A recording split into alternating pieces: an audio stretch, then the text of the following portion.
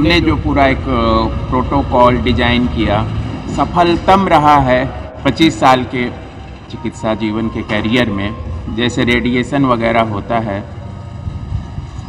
वैसे ही आयुर्वेदिक सिस्टम में भी ऐसी दिव्य औषधियाँ हैं जो कैंसर सेल को मारती हैं, ख़त्म करती हैं। उनकी मात्रा पंचकर्मा काल में बहुत ज़्यादा अगर बढ़ा दी जाए शरीर में, और इसका कोई नुकसान इसलिए नहीं है क्योंकि नेचुरल फॉर्म में उचित मात्रा अगर दी जाए, ये विष नहीं है, ये जीवनदायी दिव्य औषधियाँ हैं और ये अपने होल फॉर्म में हैं। जैसे आज के आधुनिक मेडिकल साइंस में वनस्पतियों के साथ भी ऐसा किया जा रहा है कि उसका फलाना अल्कलाइड निकाल दिया जाता है और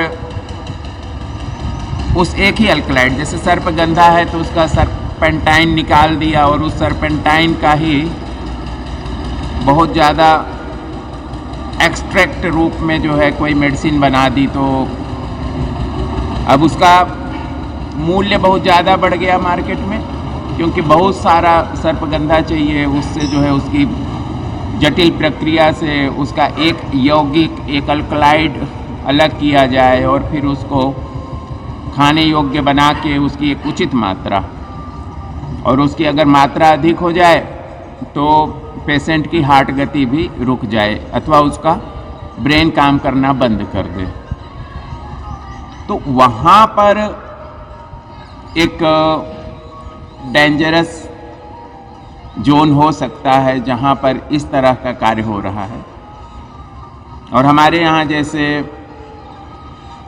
चूर्ण, काढ़ा, भस्म, क्षार, आसवरिष्ठ इत्यादि जो बनाने की जो प्रक्रिया है वो काफ़ी सुरक्षित है, क्योंकि हम हर एक औषधि को एज ए होल ही लेने की कोशिश करते हैं। तो जैसे गेहूं आप खा रहे हो तो गेहूं से आपने मैदा अलग कर दिया तो जो है वो खतरनाक हो गया, और उसमें अगर वो चोकर आपने मिलाया हुआ है, भरपूर है, तो वही चोकर, वही व्हीट ब्रान है जो औषधि का भी काम करता है। पेट के साफ करने के साथ साथ उसमें विटामिन बी कॉम्प्लेक्स भी होते हैं और बहुत शरीर में फायदेमंद होता है। तो इस सृष्टि में एज ए होल कुछ भी नुकसानदायक नहीं है, उसकी मात्रा अगर सुनिश्चित करें तो। और ये पहले ही हमारे शोध में हमने सिद्ध किया हुआ है कि सारे यौगिक, सारी वनस्पतियाँ, सारे रस रसायन, सारे मिनरल्स, सारे मेटल्स सब मनुष्य के शरीर में उचित मात्रा में हैं ही, पहले से ही इनबिल्ट हैं शरीर के सिस्टम में। हमें खाली उनको उत्प्रेरित करना होता है कार्य करने के लिए। शरीर कार्य करे, लीवर कार्य करे, उससे एक आंतरिक औषधि बने।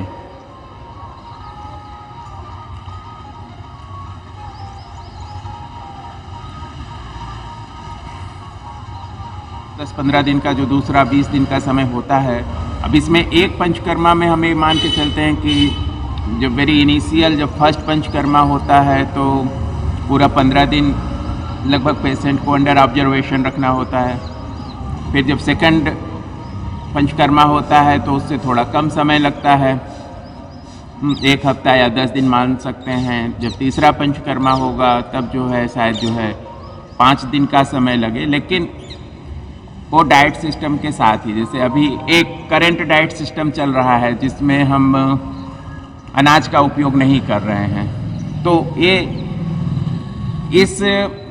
इस ट्रैक पर जो 2-3 पंचकर्मा चलेंगे उसमें जो है जो समय अवधि है वो कम होती जाएगी।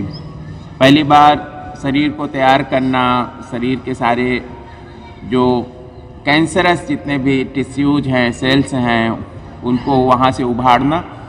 सबसे बड़ा चैलेंज लीवर में डिपॉजिट जो इतना सारा ड्रग्स का केमिकल्स है, तो क्योंकि जब तक लीवर हमारा जब ठीक से कार्य नहीं करेगा तो हमारा शरीर औषधि नहीं बना पाएगा। और हमारी सफलता वहीं है जब आपका लीवर, आपका स्प्लीन, आपका लंग्स, किडनी और आपका इंटेस्टाइन, ये इतनी सारी चीज़ें मिलके मिनिमम इतना जो है शरीर के सहयोग से, और ब्रेन तो है ही, ब्रेन में जब वह एक तीव्र भाव पैदा होता है कि मेरा हीलिंग हो रहा है, मैं अच्छा हो रहा हूँ, मेरा दर्द कम हो रहा है, और एकदम तीव्र भाव, तो वो स्वतः ही वहाँ से जो इंस्पिरेशन जाता है, जो मैसेज जाता है, वो अपने आप पूरा यह सिस्टम कार्य करने में लग जाता है। ऑटोइम्यून सिस्टम भी जो है आ जाता है। तो ये राजन की 1 महीना की जो ट्रीटमेंट है, इसमें हम देख सकते हैं कि काफ़ी कुछ जो हमारा जो लक्ष्य है वो पूरा हो भी रहा है। अब जो इस चरण की ट्रीटमेंट है, पहले चरण की जो ट्रीटमेंट थी, ये दूसरा चरण है, तो इसमें और ज़्यादा हाई डोज शरीर ले पा रहा है, पहले हाई डोज नहीं ले पाता था। और उसका सबसे बड़ा ये लक्षण है कि मतलब शरीर शिथिल पड़ जाता है, मस्तिष्क जो है शिथिल पड़ जाता है, अथवा जो है आराम के मोड में चला जाता है पूरी तरह, थोड़ी बेचैनी बढ़ी हुई होती है थोड़ा। यही जो है इसका एक जो है सिम्टम्स होता है, कोई ऐसा साइड इफ़ेक्ट्स हम नहीं कह सकते।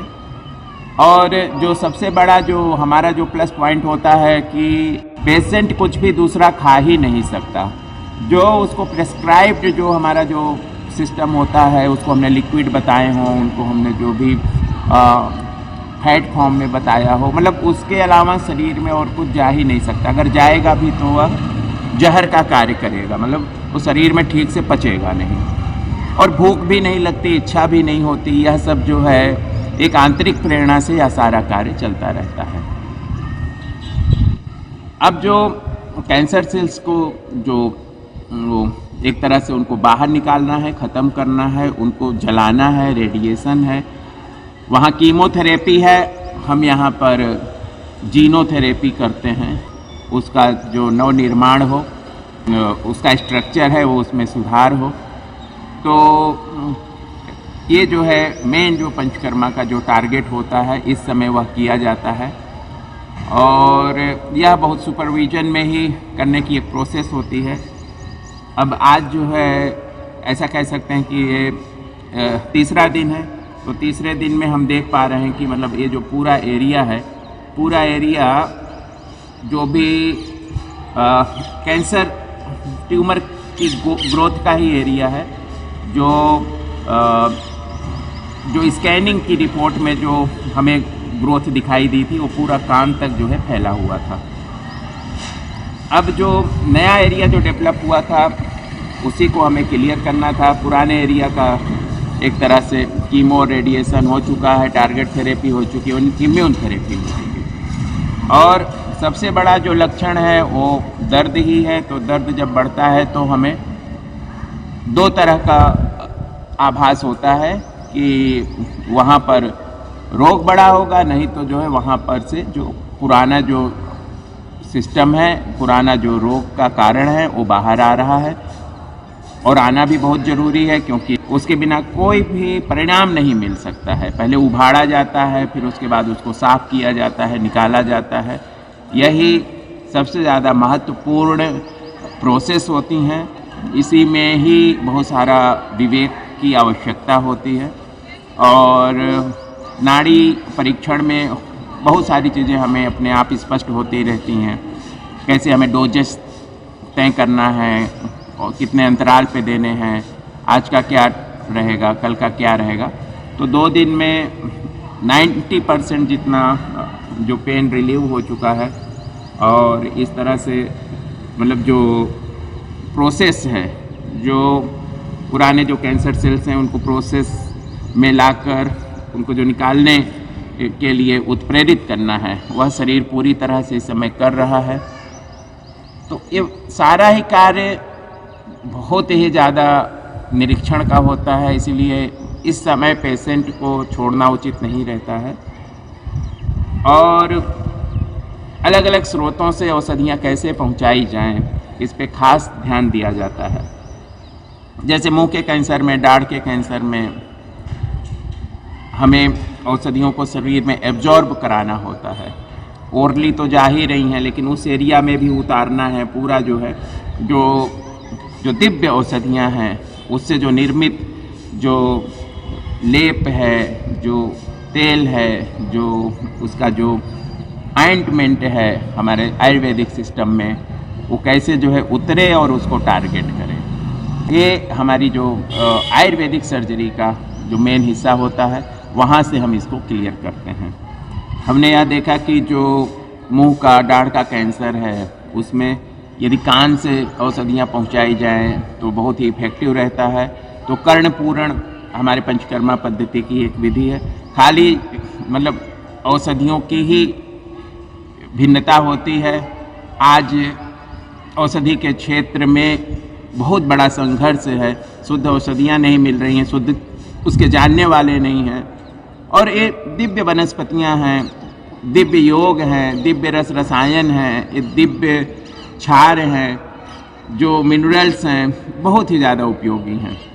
और ये सीधा टारगेट करते हैं, रोग के ऊपर टारगेट करते हैं, लेकिन वो उस तरह से उनकी अगर व्यवस्था की जाए तो ही यह संभव हो सकता है। महात्मा जी हैं, कैसा भी दांत का दर्द हो, किसी को दाढ़ दुखती हो, तो वो एक औषधि का रस, उसके ताज़े पत्ते लेके उसको हाथ से मसले और 5-7 बूंद रस उसी समय उनके जिस तरफ की दाढ़ दुख रही है उससे अपोजिट कान में डालने का विधान है।